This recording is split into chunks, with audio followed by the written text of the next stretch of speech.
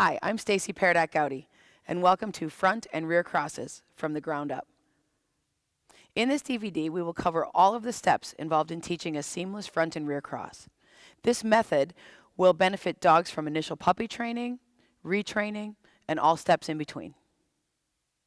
A front cross includes any handling maneuver that has you changing sides in front of your dog's head. There are several different types of front crosses, including a traditional, a moving, and a blind cross. Okay. Beautiful. Good boy.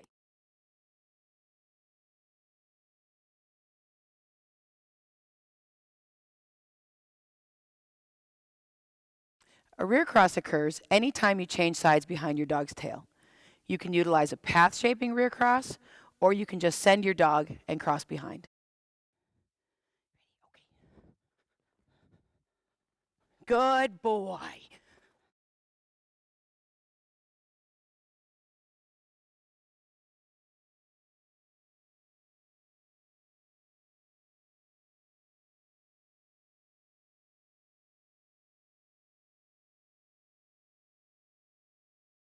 For the purposes of this production, we will be focusing on teaching the more traditional types of front and rear crosses.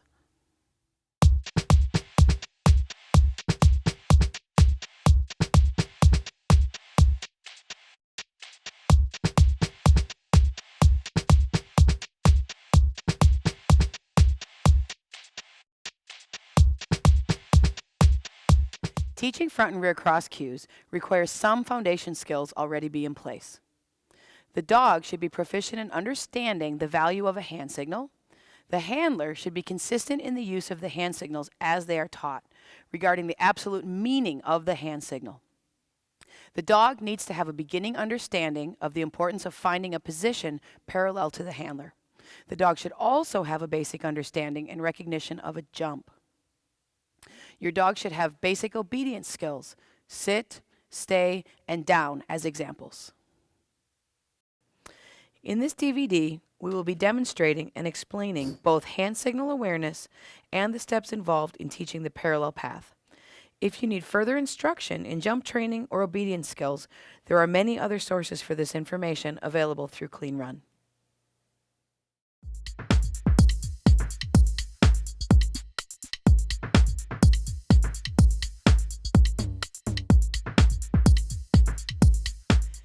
The dog's understanding and ability to seek out and maintain a parallel path with the handler is a crucial component to successful front and rear crosses.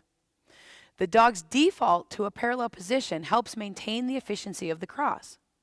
The concept of the parallel path is introduced in the earliest stages of training and is one of the original foundation behaviors.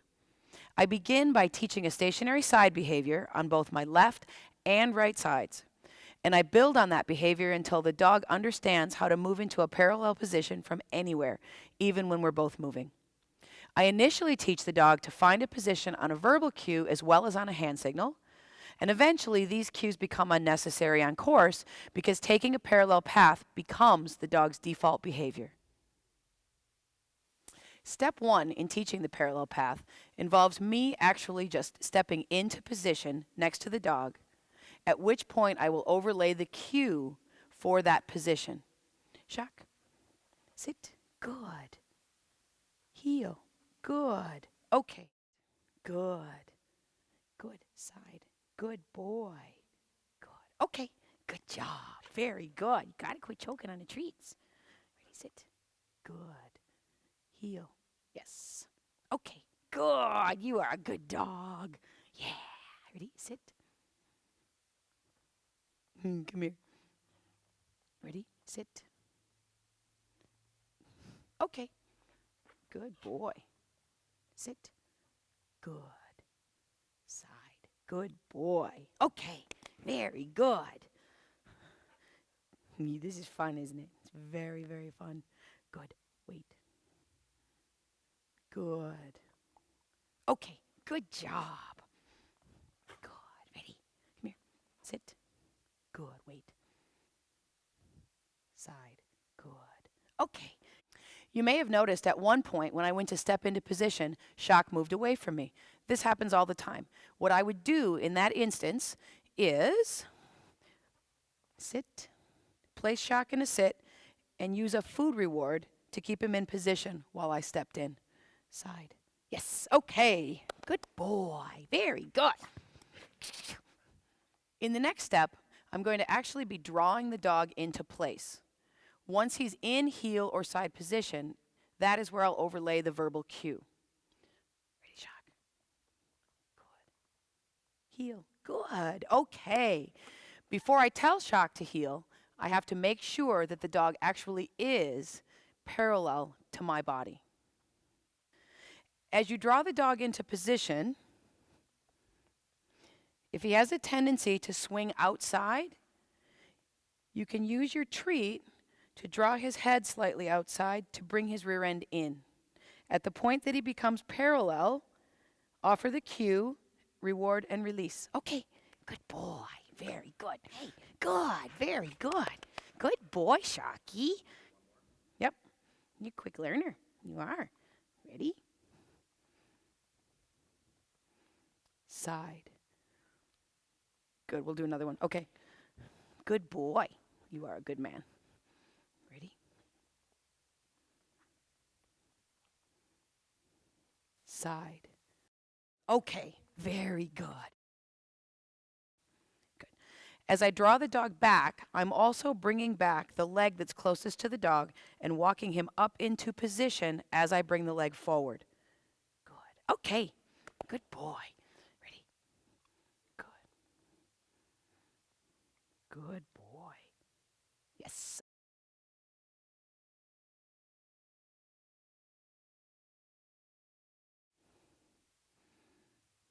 Good. Good. Okay, good job. The next step in the parallel path training would have me losing the lure or the draw and asking the dog to simply follow my hand into position. Shock. Ready? Good. Yes. Okay. Shock. Yes. Good boy. Heel. In this step, you will be utilizing the hand signal and at the same time giving the verbal cue. Good boy. Heel. Okay. I will leave the dog on a stay, take one step forward, and ask the dog to come into either a heel or a side position, at which point I will immediately reward and release.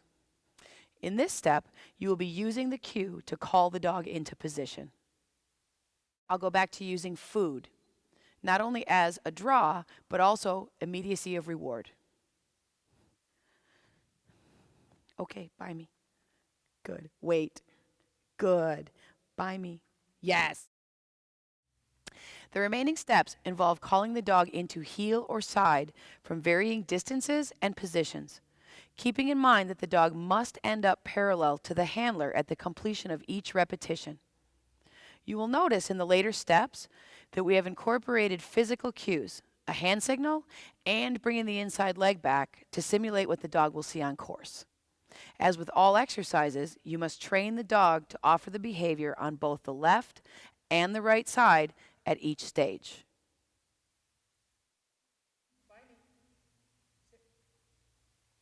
Good boy.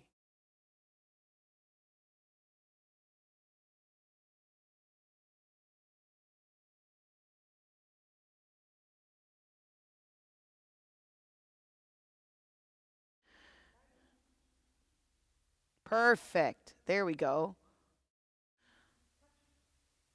And step forward and yes, there it is. And then he's parallel. And step forward and that's it, Monica. That's perfect.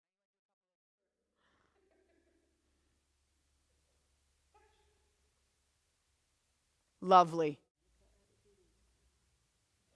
No, this is good though. This is what we want it to look like. Step forward and we're parallel. Beautiful.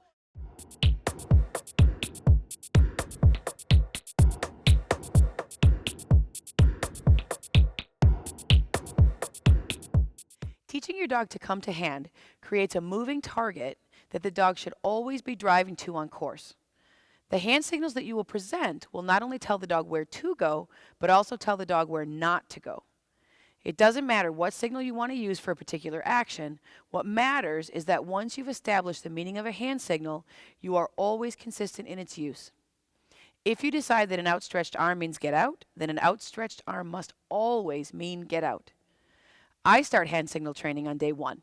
It's an easy and fun exercise for both the dog and the handler. Initially, when I start working on come to hand with a new puppy, the first thing I'm going to do is tuck a piece of food between my thumb and the palm of my hand. Offer the hand to the puppy. When he touches my hand with his nose, I release the food to the puppy. Yes, good boy. I'm very careful to mark the behavior that I'm looking for as I release the treat. Ready? Ready? Yes, good. Spark. Yes, good. Step 2 of the hand touch has me showing Sparky my hand without the food in it. Once he offers a nose touch, I will then feed him from the hand he touched. Sparky. Ready? Good. Yes. Good boy. Good. Yes. Good.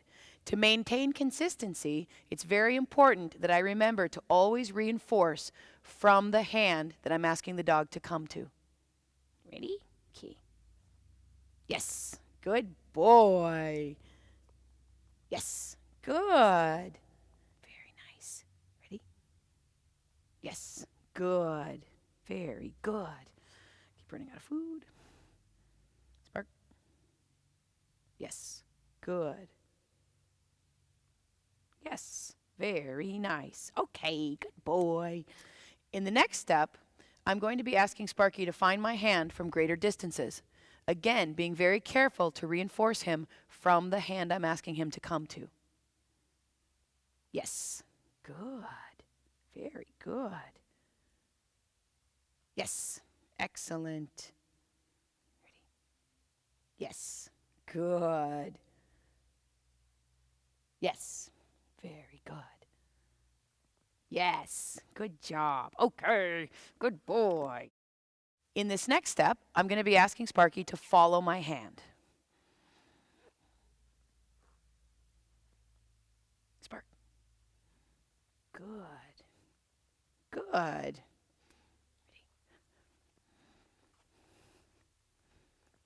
Yes. Very good. Good boy. Good. Yes. Good. Good boy. Ready. Ready. Good. Yes. Good. Good. Good boy. Yes. Good boy. Good boy.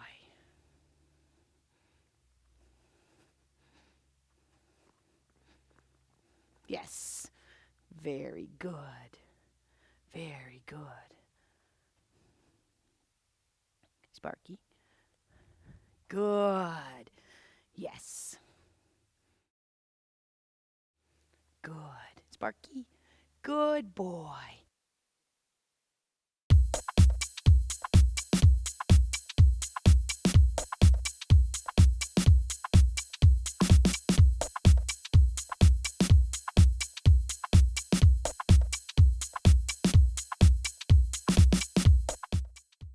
Sitting ringside, it is not hard to see why so many people are of the idea that a front cross slows dogs down. Improper execution is rampant. Any handling maneuver is only as good as its execution. Proper execution is only accomplished through thoughtful planning, consistency in training, and criteria maintenance, as well as consistency of cues and lots of practice. A proper and timely executed front cross results in a seamless change of sides, completed without noticeable hesitation in forward motion on the part of the dog and without the dog moving behind the handler during the execution of the cross. As the side change is completed, the dog essentially converges with the handler as both dog and handler fall into place with one another. If the cue for the cross has been delivered in a timely fashion, the dog will already be flexing or turning into the handler as it completes the previous obstacle. The forward progression of the dog should not be in a straight line during the side change, but already flexed in the appropriate direction, regardless of where the cross is placed in relation to the obstacle. For the aforementioned to actually occur, the dog must be trained in the specifics of the cross itself, and he or she must understand the body language and verbiage, if any, that is associated with a front cross.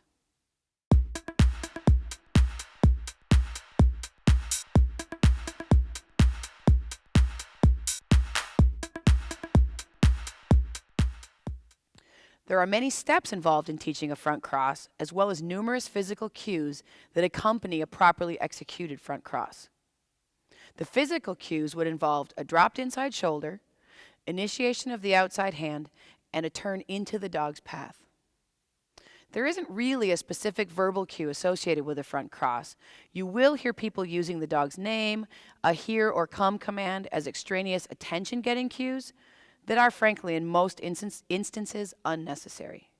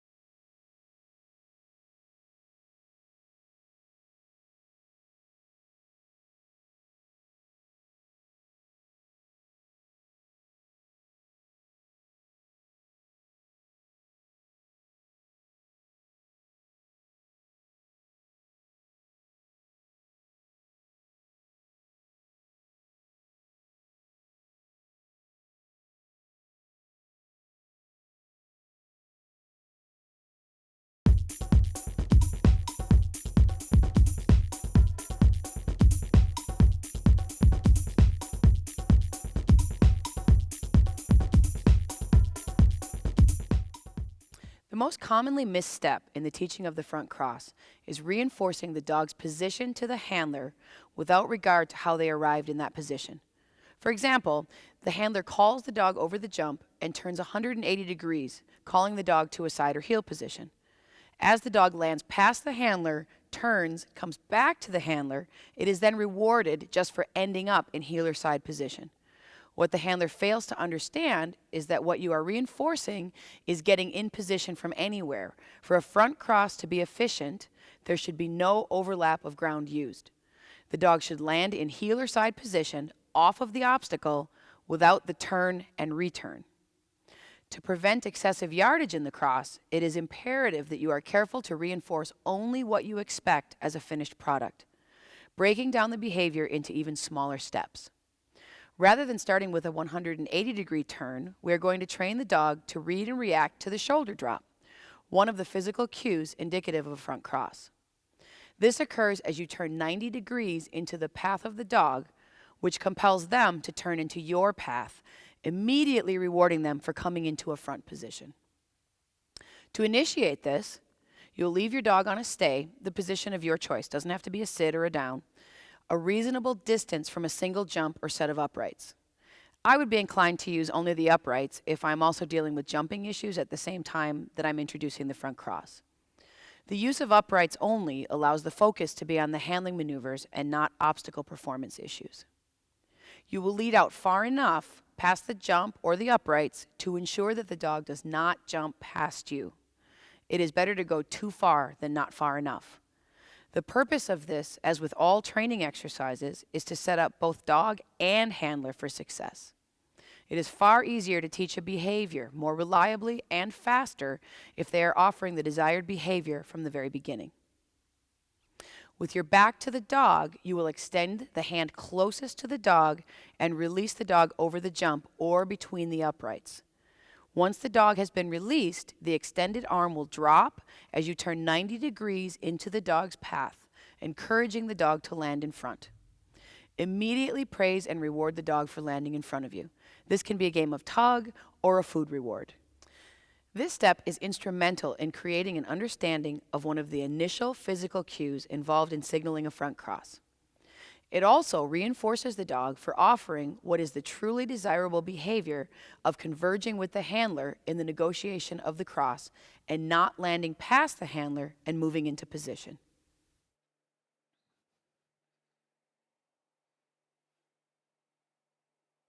Okay. Yes. Good. Good boy. Okay. Yes. Good. Good, good, good. That's a very good boy. Yes. Okay. Yes. Good.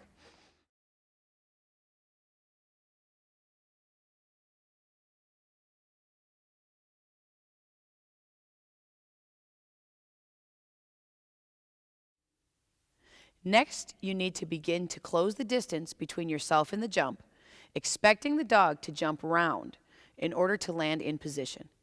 How quickly you start to close the distance depends on the dog's accuracy at greater distances. Do not move closer to the jump if the dog is not consistently landing in front of the handler. As the dog illustrates a true understanding of the desired behavior, you need to move the dog back further to encourage more speed. Ultimately, you need to add more jumps. Okay. Yes. Okay. Yes. Very good. Okay.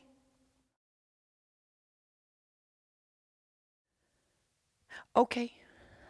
Yes. Okay. Yes. Good. Ready. Okay. Oops. As you start moving closer to the jump, if you find that your dog is having trouble keeping the bar up as they flex around that upright, you may need to lower the jump height. It could just be that while the dog is trying to figure out how to flex towards you over the jump, he's having trouble with the whole multitasking aspect of flexing into you and moving all of his body parts in a particular fashion to also clear the jump.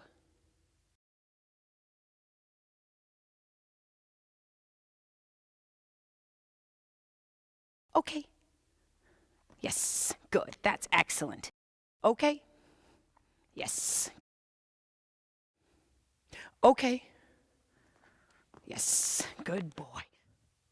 Okay. Yes, very good. Okay. Yes, good boy. Okay. Yes, good boy. Okay. Yes, good. Very nice. In this exercise, as with all others, it is really, really, really important to be sure to work your dog off both your left and your right sides. Notice that we have not addressed the follow-through or the completion of the cross. This follow-through becomes the easy part as the dog offers the front behavior. Once the dog has committed to the convergence, the outside hand will be introduced as the handler continues through the rotation, completing the cross. This portion of the side change, although taught later, will actually be the initial cue for the upcoming front cross. The follow-through or completion of the cross will be added once the dog is comfortably landing in front of the handler.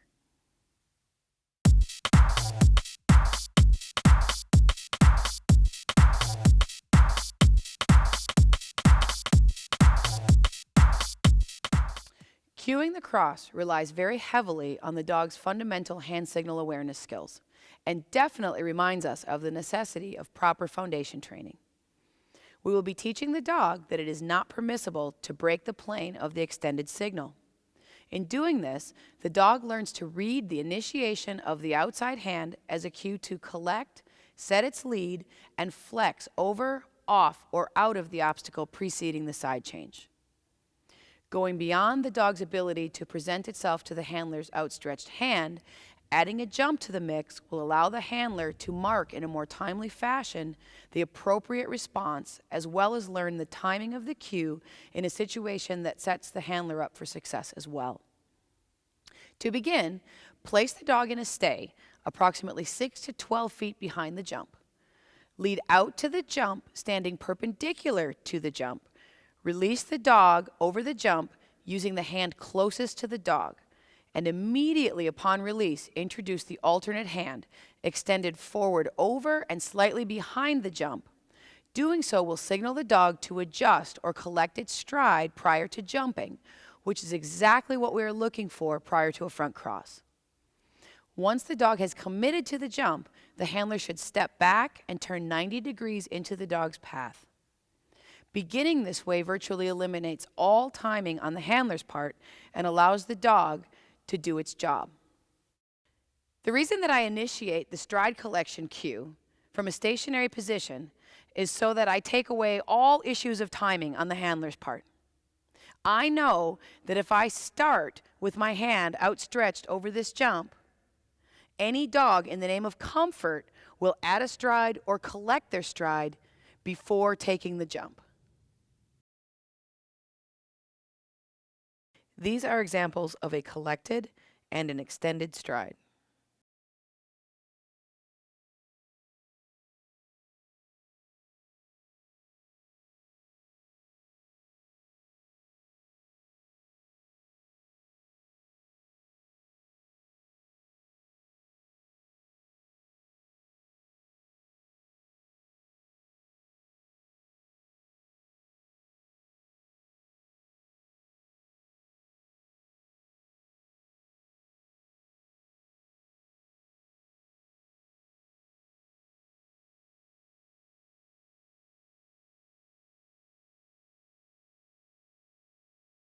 Okay.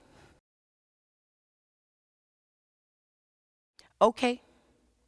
Yes. Once the dog has reacted to the hand signal, added the stride before the jump, and completed the jump, notice that I am always rewarding the dog with the hand the dog has come to. Once the handler understands and can see the dog offer the desired behavior, it is time to move the dog further away from the jump and ultimately add additional jumps, which will add more speed while still maintaining the highest rate of success for the handler.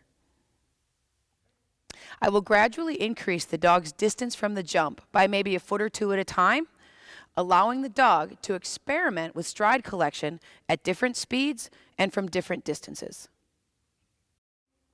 Yes, good job. Very good. You are awesome. Good. Okay. Yes, good job. Good job. Okay. Yes, nice. Okay. Yes, good boy. You do that so well. Okay. Yes, good boy.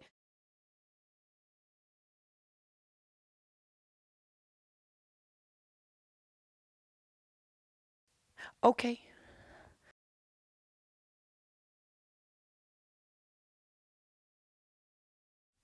Once I add the second jump, I will be releasing the dog with the hand closest to the jump. Immediately as the first foot hits the ground after completion of that first jump, I will put my outside hand forward over the second jump. Okay. Yes, good boy. Okay. Yes, very good.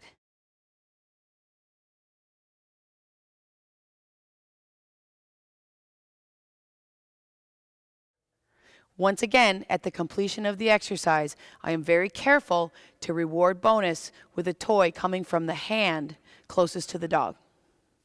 Okay.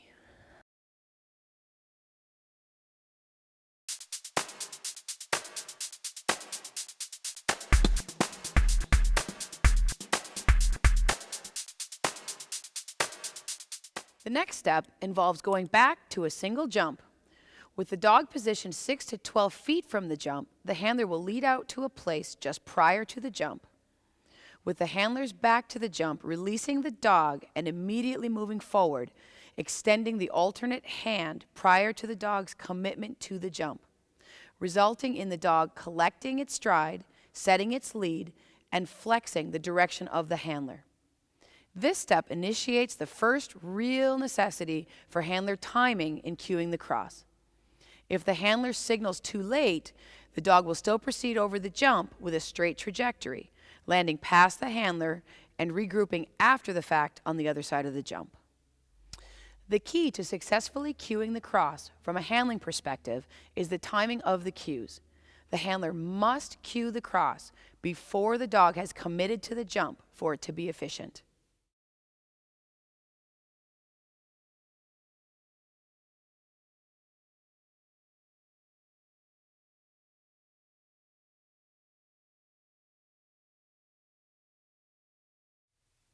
Okay.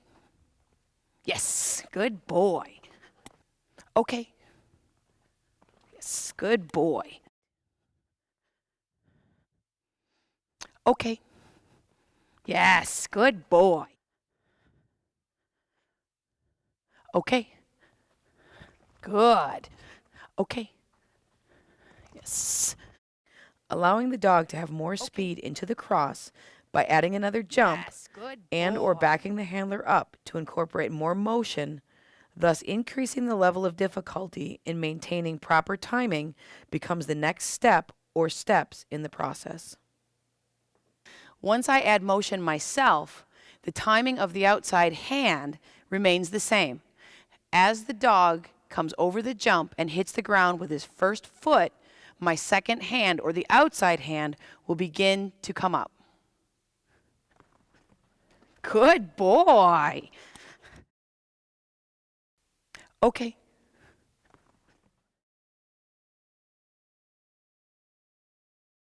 Okay. Yes. Good boy. Okay.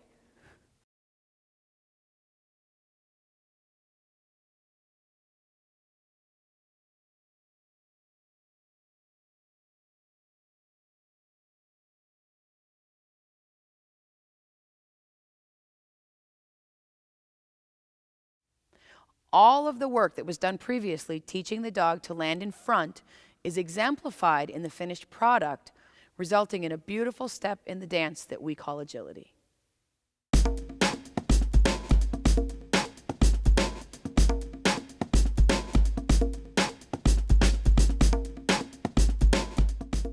When you are working on cueing the shoulder drop and the dog continually lands past you, this could be caused by several things. You could be standing too close to the jump, in which case you need to position yourself further away on the landing side.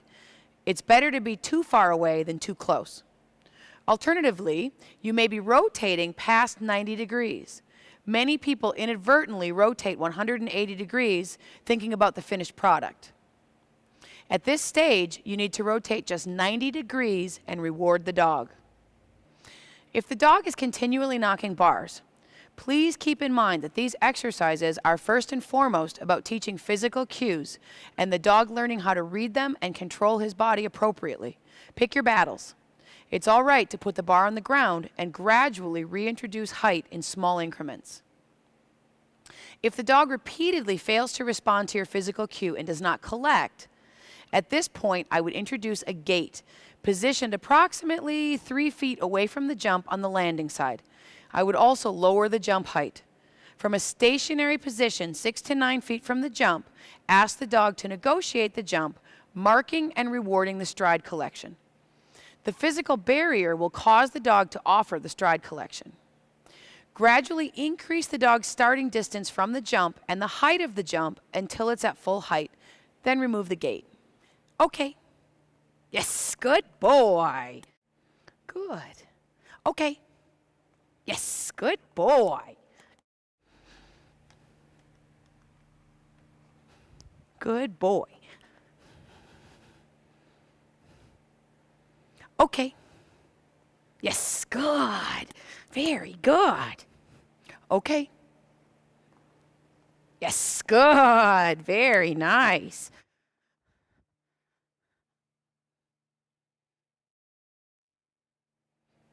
Okay. Yes, nice. Very nice. Good boy. Come on.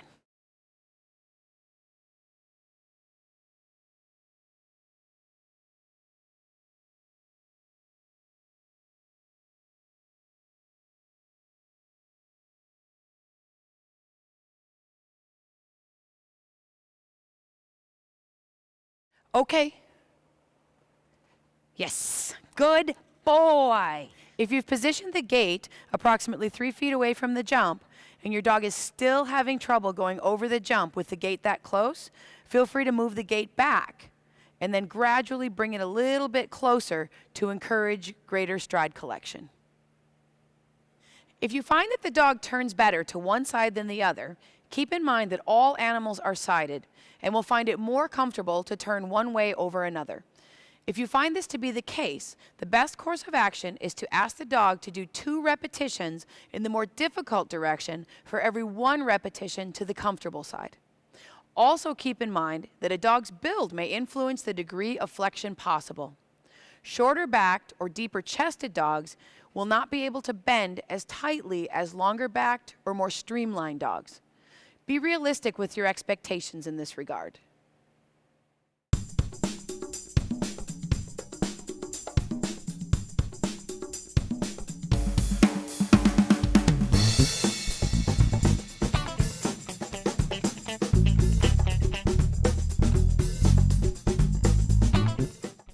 I find the rear or back cross to be the most elegant of all of the handling maneuvers.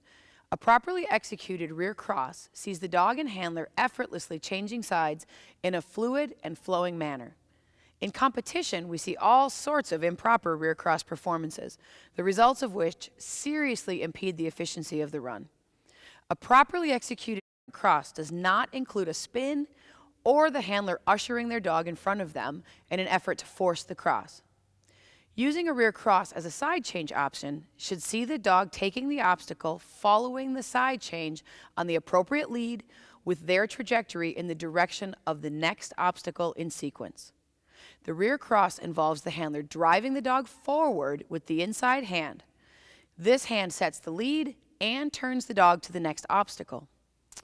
The outside hand is the follow-through, which pulls the shoulders through the turn and moves the dog to the next obstacle. A properly executed rear cross should have the lead set prior to the dog taking the next obstacle. As the handler supports the dog moving forward and indicates the direction change, an outside turn cue or left and right can be offered to help ensure the change of lead and direction.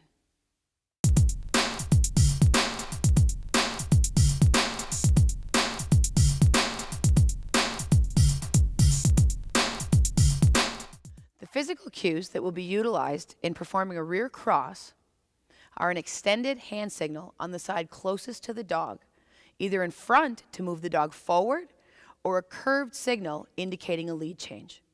You will also be utilizing your outside hand, which is actually the follow-through. This hand does eventually become the hand closest to the dog as the side change occurs. The verbal cues would be either a back or a switch, which are relative. This means based on the handler position. Or you may choose to use absolute directional cues, such as left or right.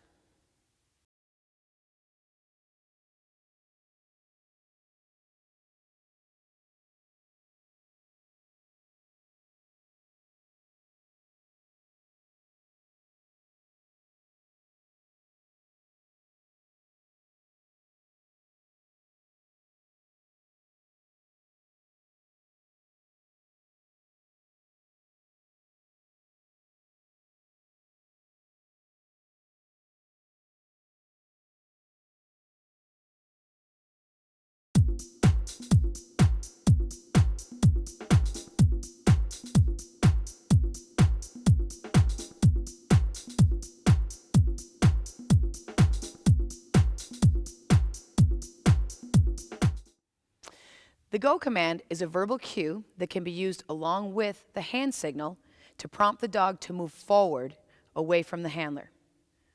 Teaching go is a lot of fun and a great behavior to remind us that agility training is truly no more than structured play. And when teaching go, you are certainly playing with your dog. To begin, you will need yourself, your dog, and your dog's favorite motivator. To initiate the go, begin by getting down on the dog's level, gently holding the dog's collar in the hand closest to the dog. The other hand should be holding the motivator. Toss the motivator forward, release the dog to the motivator, saying go as you do so. Once the dog moves forward to the toy or food tube, mark the behavior and go play. To increase criteria, you will gradually work to releasing the dog earlier in relation to the release of the toy or food tube, until the dog will go forward on cue in anticipation of the reward. Ready? Ready, go. Yes. Go. Yes. Good boy. Yay. Ready. Go.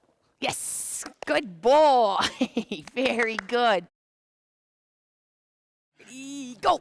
Yes. Good girl. Yay, Cece. Go. Yes. Good girl.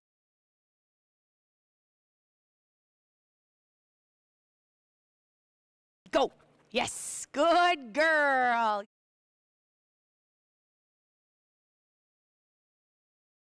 Go. Go. Yes. Good girl.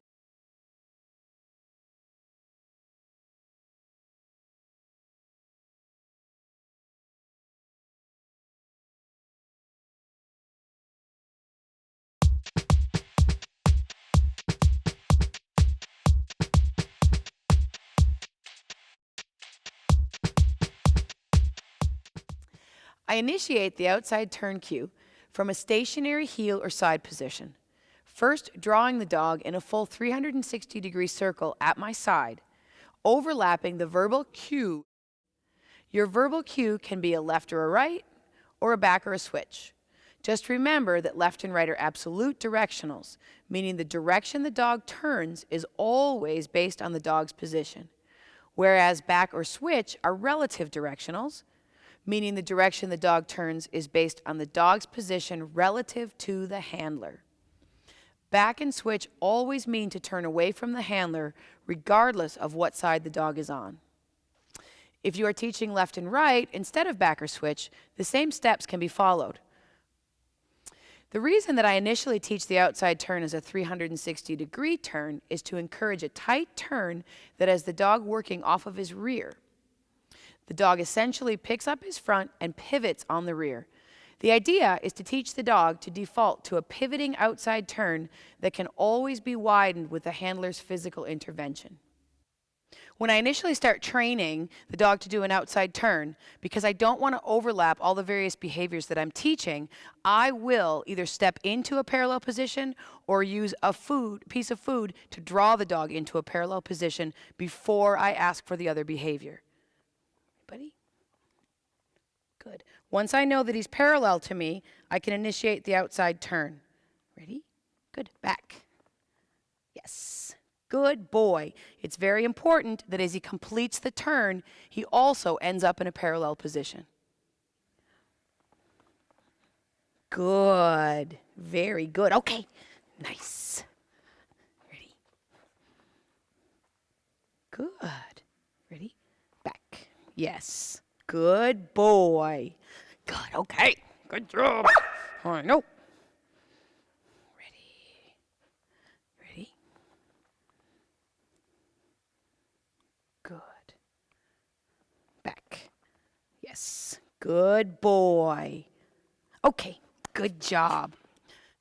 If the dog resists moving into a parallel position at the completion of the 360, okay, I will either take my food and use it to turn the dog's head slightly away from me to bring his hind end in, or I will take an additional step forward to bring the dog in straight. Shock. Good. Back. Yes. Okay. Good boy. Lure him into position. Ready? Back. Yay. Ready? Good. Ready? Good. Back. Good boy. Gradually minimize the use of food or toys to draw the dog through the turn, creating a hand signal that will be used in conjunction with the rear cross to help ensure the outside turn. You will be working towards the dog understanding the outside turn by a verbal or a physical cue. Ready? Good. Back. Yes. Good boy. Okay, that was good. Good. Come on, bud. Back. Yes. Good boy. Ready? Back. Yes. Good boy. Good. Good. Ready?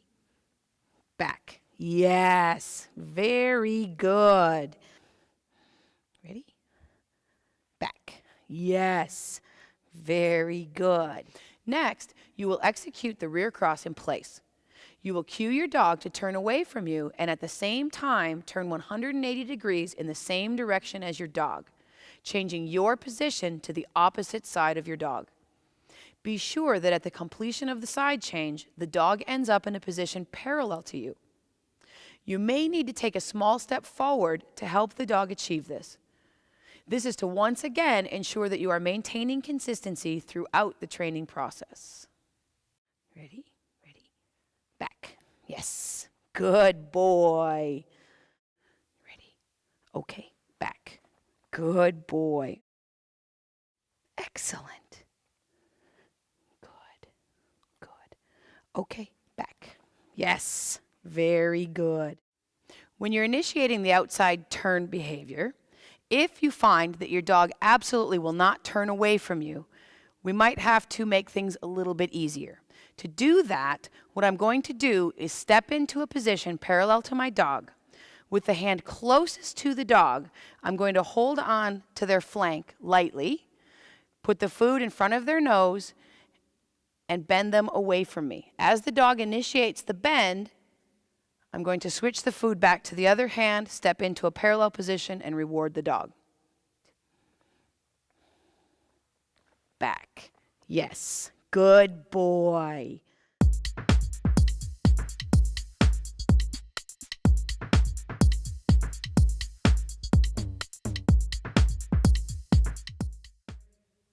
When shaping the rear cross, the hand signal used to initiate the outside turn will be the hand closest to the dog. The signal is presented low and in a semicircular fashion across the front of the handler, with the hand turning toward the obstacle you are sending to. The outside hand, or follow-through, is presented as the side change occurs so that the dog is now on your other side. Begin with your dog on either your left or right side, remembering to do both sides ultimately. With food in both hands, draw the dog forward and across your body, using the hand closest to the dog and keeping the food very close to the dog. With this same hand, turn your wrist out, leading the dog's head away from you. As the dog crosses your path, reach around with the opposite hand and step behind the dog, changing sides and rewarding the dog with the treat that is in what is now the hand closest to the dog. Good man. Draw him across my feet, turn his head, change sides, away we go. Ready? Cross your feet, turn his head out, change sides. Good boy. Nice. Ready? Yes. Good. Spark. Sparky. Good boy. When utilizing the path-shaping rear cross, at the point that I draw the dog across my feet and turn his head away would be when I would also overlay the outside turn cue.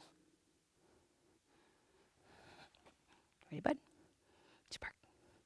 Sparky. Ready. Good. Back. Yes. Good boy. Good. Ready? Back. Yes. Very good. Ready? Back. Yes. Good. Okay. Ready? Back. Yes, that was better. Good. Back. Yes. Good boy.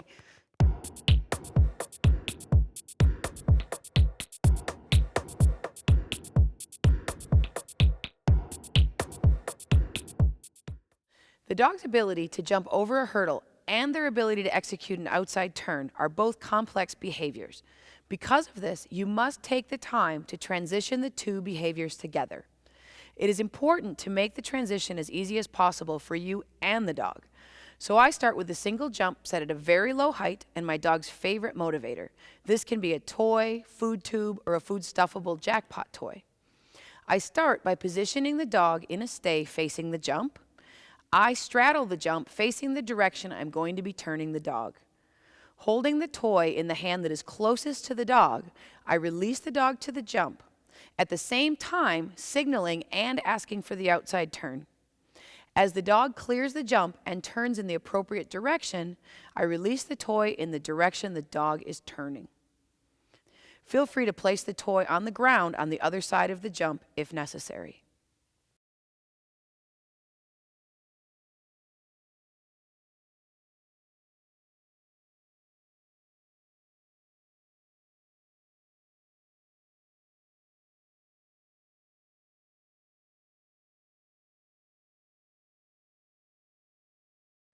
Okay, left.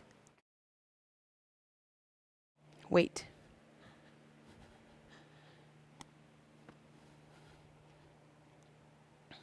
Ready? Okay, right. Good boy. Okay, right. Good. Very good. Once the dog is turning in both directions comfortably, I will change my position so that I am next to the dog facing the jump, and I will move with the dog to the jump as I ask for the outside turn. Good boy. Very good. Okay, right. Good boy. Very nice. Ready? Okay, left. Yes. Good boy. Ready? Okay, right. Yes. Good boy. Okay, right. Yes. Good. Ready? Okay, left. Yes. You are a good boy. As the dog's understanding grows, I will continue to move back from the jump and increase the speed to the jump. I also experiment with shaping rear crosses over the jump. When shaping the rear cross, you should complete the side change as close as possible to the previous obstacle. This allows you to move toward the next obstacle already on the opposite side of the dog. And it allows the dog to use the space between the obstacles to change leads so that he is on the correct lead for the direction the course is following.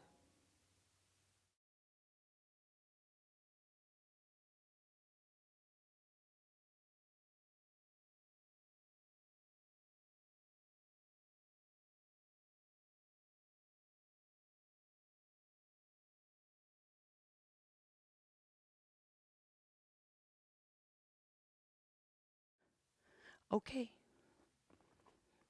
Yes. Good. That was good. Okay. Yes. Go. Good.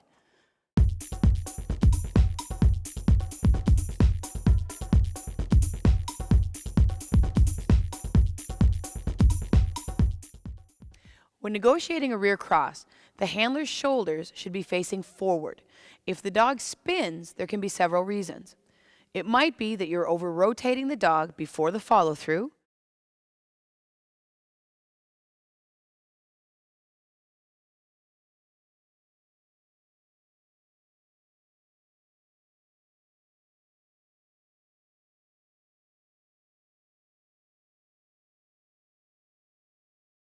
Or it may be that you are dropping the outside hand back before initiating the follow-through.